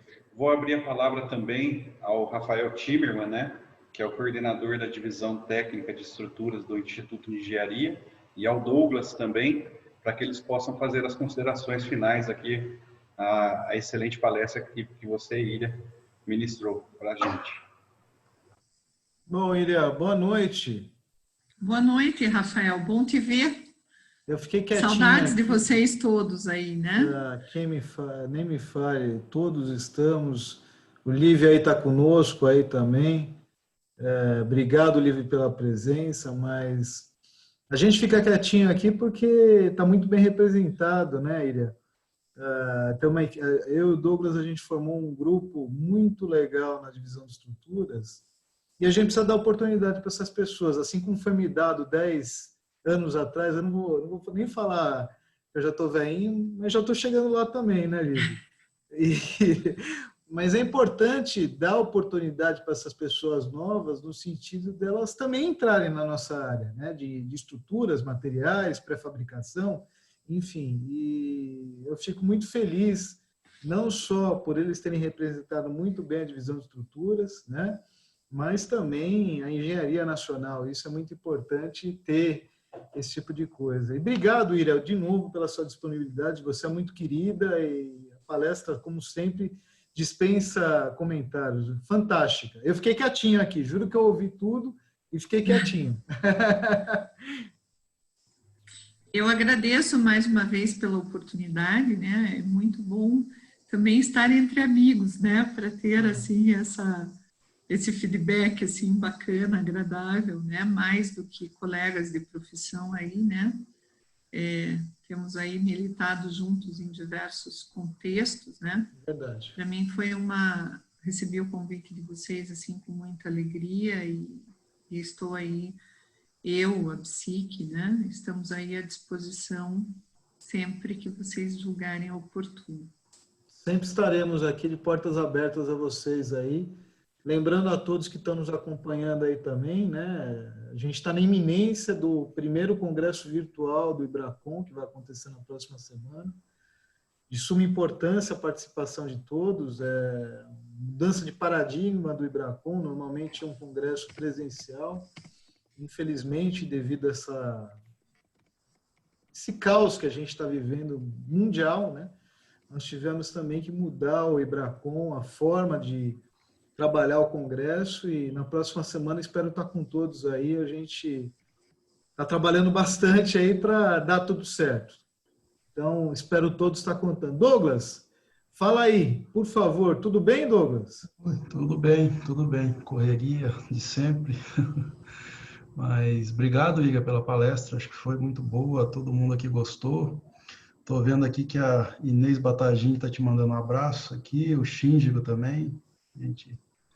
Todos os amigos assistindo. O professor Paulo Helene te manda um grande abraço também. Ele deve estar assistindo aí, mas não se manifestou ainda. E assim, muito boa palestra. O professor Paulo nos ajudou bastante também na 9062, né?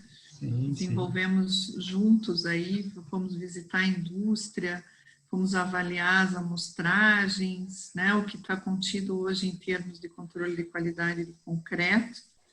O professor Paulo trabalhou bastante comigo neste texto aí. É sempre bom ter ele conosco também, né, Douglas? Ele e toda a equipe de vocês lá da PhD, sempre dando apoio e suporte também no desenvolvimento da normalização, né? O trabalho muito importante, né? Norma é o que movimenta a indústria técnica do país, né? A gente tem que contribuir o que a gente puder. É a base do desenvolvimento tecnológico, né? Sim, sim. Bom, obrigado aí. Lucas, você quer encerrar? Meninos, tem que encerrar. Vamos encerrar agora. Vocês já passaram o código da pizza? Não, vou compartilhar aqui agora com todo mundo. Você sabia que a gente tradicionalmente, a gente sai da palestra do Instituto de Engenharia para uma pizza, né, Ilha? Sim, eu já participei várias vezes da pizza. Né? Eu até agora, a primeira vez que eu estou ministrando palestra, eu era bem participante da pizza, né? Eu ia assistir as palestras. Né? Infelizmente, o alcance é meio restrito, né? Mas não entrega em Curitiba, Rafael. Nem em Porto Alegre, Polive, infelizmente. Não, sim, pois é. Tem Porto Alegre, que é um pouquinho mais longe. Mas eu estava vendo que a ANAC liberou para o iFood uma licença para teste de entrega de pizza com drone, né? Pode ser o próximo passo nosso, né? Se essa pandemia Logo, continuar. eu acho que não vai ser tão difícil assim, Rafael. Então, o que a gente inventou? A gente fez uma parceria com a nossa querida Carlitos, né?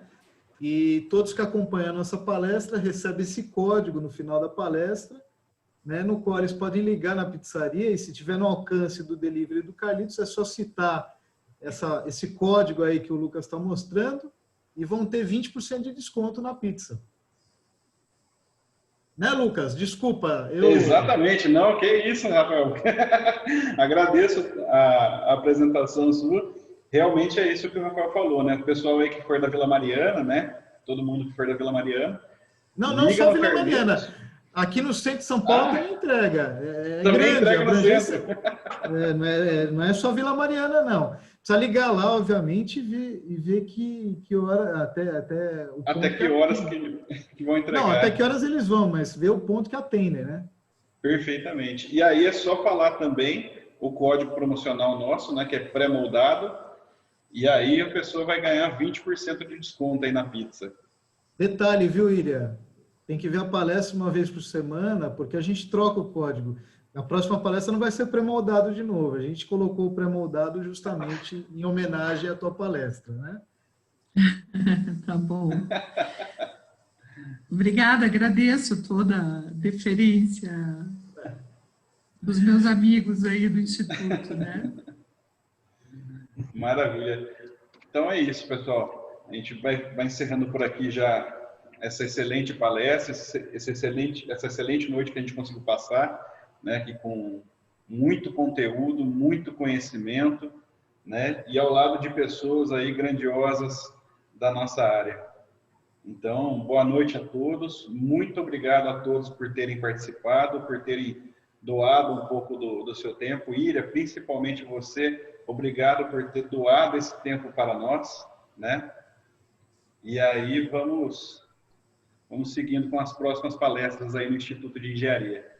Vamos sim, tem sido muito boas. Eu não tenho conseguido acompanhar todas, mas eu já entrei lá no portal e já assisti algumas depois de terem ocorrido, e vocês têm feito um excelente trabalho, né? É bom aí estar vendo todos vocês, e muito bom. Foi como você bem disse, uma excelente noite, né? Uma excelente noite de muito conhecimento. Muito obrigado, viu, Ilha? Bom, é isso. Rafael, quer falar mais alguma coisinha para encerrar? Eu estou quieto aqui. A palavra é de vocês. Vocês comandam hoje. Tá, eu dei a palavra para vocês têm que comandar, gente. Ao Luca, Caruso. Boa noite a todos. Parabéns, Ilha, pela palestra. Obrigada. Maravilha, então. Então é isso, pessoal. Lucas, por favor. Oi. Não, só queria agradecer de novo a Ilha. Foi uma noite especial, e também ao Rafael pela oportunidade que nos deu aqui de organizar essa palestra desde o começo, de tocar a palestra. Tenho certeza que, para mim, que estou começando agora, entre aspas, e para o Lucas, que já está há algum tempo aí, foi uma honra. Então, ao vivo e em cores, Rafael, muito obrigado. Obrigado para o Douglas também. E para Ludmile, que também fez um meio campo aí entre nós, a divisão, e o pessoal da BSIC, a Josi, o Thiago, porque todo esse pessoal merece parabéns e os meus sinceros agradecimentos. Ludmila é nossa secretária da Divisão de Estruturas. Gente, já que me cabe, boa noite a todos e boa pizza. Obrigado, boa noite a todos. Tchau, tchau. Tchau. Um abração. Tchau, tchau, boa noite. Obrigada. Tchau, tchau.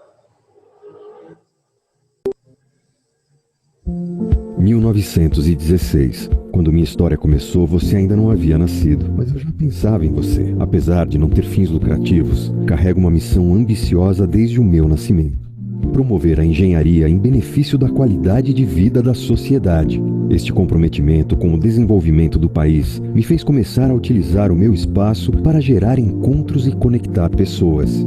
Como fiz isso? Abri minhas portas para reuniões no âmbito das divisões técnicas, reunindo associados voluntários das mais diversas áreas, a fim de realizar debates, estudos, seminários, cursos e palestras. E posso dizer que tudo isso transcorreu com sucesso.